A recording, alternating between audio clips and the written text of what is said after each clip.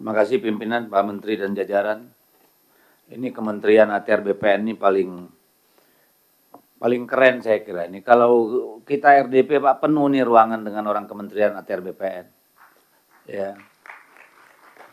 Di Zoom juga ada banyak. Saya kira tapi juga saya kira perlu ditimbangkan efektivitasnya ya. Karena di luar juga banyak, di sini banyak. Mudah-mudahan ini betul-betul bisa mempercepat tugas teman-teman semua di Kementerian ATR BPN.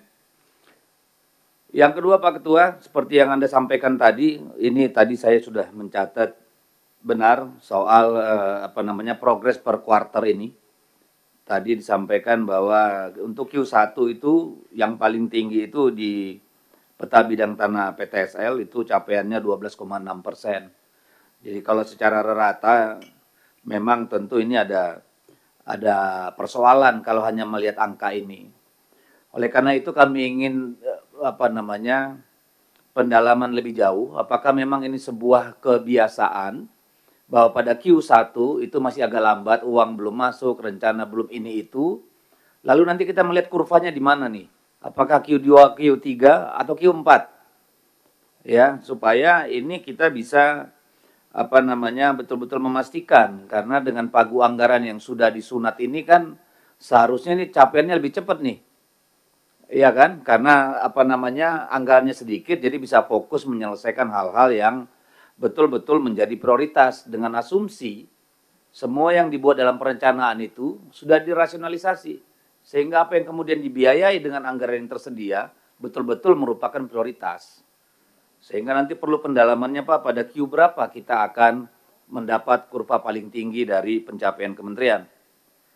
Lalu yang ketiga Pak Menteri, tadi saya sedikit pas saya mau bertanya, mencatat di sini, ini hibah apa loan nih yang World Bank, ternyata langsung dikatakan loan. Waduh, ya oke lah loan, karena pemerintah kita kesulitan di fiskal. Tetapi ketika Pak Menteri mengatakan ini untuk kemudahan investasi, saya ingin mengatakan bahwa memang kita negara paling kacau urusan tanah dan investasi ini. Terbukti di hampir semua negara Asia, konflik agraria paling tinggi itu di negeri ini, Pak. Paling tinggi bandingkan dengan semua negara di Asia. Nanti kita buka datanya. Tetapi saya ingin sampaikan, investasi itu datang kalau ada kepastian hukum, Pak. Tanpa kepastian hukum, nggak ada investor mau taruh uang di sini. Siapa yang mau datang ada ketidakpastian? Regulasinya tumpang tindih, Pak. Di bawahnya banyak mafia, banyak makelar. Jadi kita minjem ini nanti untuk investasi, rakyat dikorbankan, belum tentu juga ngundang investasi yang banyak, Pak. Akhirnya orang-orang kita juga yang makan di barang ini. Seringnya kan begitu. Kalau kita lihat misalnya luasan sawit pertambahan kebun sawit dengan luasan pemberian hak ulayat tanah adat bagi masyarakat, itu kayak seperti kura-kura lawan kuda Arab, Pak. Nggak sebanding. Jadi saya mohon juga Pak Nusron, di era Bapak ini, tolong diseimbangkan antara ini untuk kemudahan investasi juga dengan jaminan, Pak, terhadap hak masyarakat, Pak. Harus ada keseimbangan, Pak. Jadi kalau dalam konteks ini saya minta agar kalau bisa, Kementerian Agraria mendorong, Pak, pemerintah daerah untuk mengajukan tanah ulayat dan tanah adat itu, Pak. Bantulah. Jangan nunggu dari bawah, Pak. Pemda itu nggak peduli, Pak. Tolonglah didorong. Kita kan punya kantor di daerah, Pak. Supaya ada percepatan juga untuk pengajuan hak-hak itu. Karena apa, Pak? Potensi ledakan sosial kita dengan pertambahan populasi terus-menerus, tetapi tanah semakin mengerut, Pak. Ini suatu saat akan jadi ledakan berdarah-darah di Republik ini, Pak. Jadi tolong ada keseimbangan antara investasi dengan hak masyarakat. Tolong kita dorong itu juga, Pak. Ya. Saya berharap karena ini loan artinya apa? Akan dibayar oleh negara. Dibayar oleh negara siapa? Berarti rakyat yang bayar. Yang diuntungin bisnisnya, tapi rakyatnya ikut ngebayar loannya ini kan, Pak. Jadi tolong juga Pak saya dorong supaya bagaimana mekanismenya kita atur ya supaya Pemda juga lebih lebih proaktif mengusulkan ya sertifikasi atau penetapan hak ulayat atau hak adat itu. Tentu kolaborasi mungkin dengan Kementerian Kehutanan ya dalam konteks ini siapa tahu. Tapi saya berharap di era Bapak ini Pak legasi menaikkan luasan untuk hak-hak rakyat itu juga ada di sini.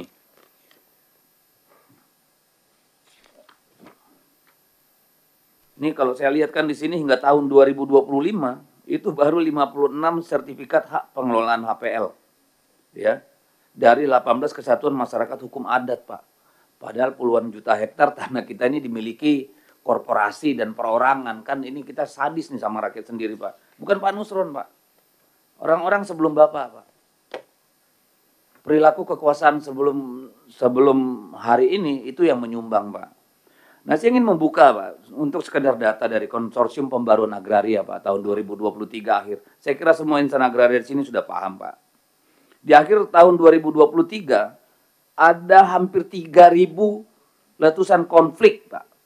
2.939 tepatnya, Pak. Di seluruh Indonesia. Mencakup 6,3 juta hektar lahan dan 1,759 juta keluarga korban, Pak. Ini selama era pemerintahan Jokowi. 2015 hingga 2023, Pak. Ya. Ini 90% nggak kelar-kelar nih urusan, Pak. Jadi kita lihat di sini, Pak. Ya. Ada proses kriminalisasi sebanyak 2.363 kasus, Pak. Selama rentang waktu 9 tahun itu. Ini keluarga terdampaknya Pak hampir 2 juta orang. Saya berharap Pak ini bisa kita tuntaskan Pak. Satu persatu. Sembari kita menyelesaikan ke depan, tapi yang di belakang ini tanggung jawab kita juga Pak. Ini tanggung jawab pemerintah Pak. Tanggung jawab gedung ini juga Pak. Menyelesaikan persoalan-persoalan rakyat ini. Saya tidak anti bisnis Pak. Tapi kita juga jangan anti menyelesaikan masalah rakyat. 2 juta orang, 2 juta keluarga Pak. Bayangkan berapa juta orang itu. Jadi disinilah saya kira peran pentingnya Kementerian Agraria sebagai sebagai integrator Pak. Ya dengan Kementerian Kehutanan, dengan Kementerian apa lagi itu, Pertanian.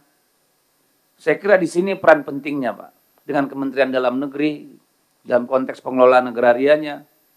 Saya kira ini juga Pak penting. Ya, supaya betul-betul menjadi perhatian. Saya sangat berharap nih pada Pak Menteri.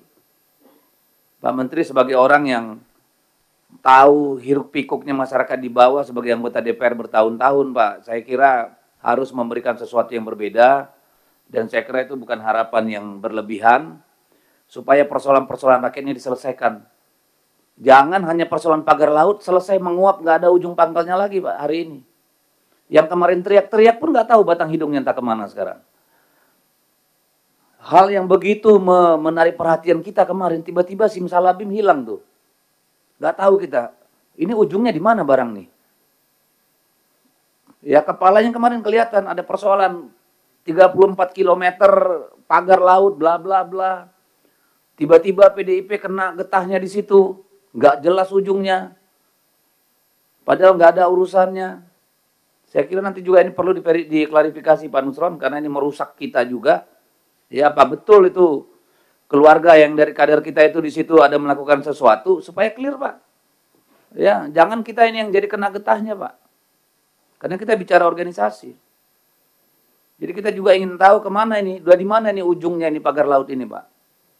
Apakah karena tidak ada pemberitaan atau sudah selesai masalahnya? Kalau sudah selesai tolong dilaporkan di sini. Karena ini perhatian publik kemarin.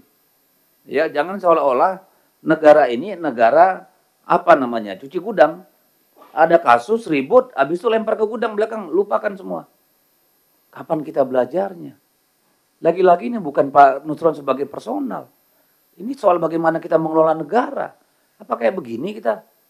Tiap ada masalah, hilang karena masalah baru. Bukan karena kita selesaikan. Kan begitu nih Pak Nusron, saya kira begitu pimpinan, terima kasih. Terima kasih Pak Deddy Sitorus dari PDI Perjuangan. Selanjutnya dari fraksi Partai Golkar.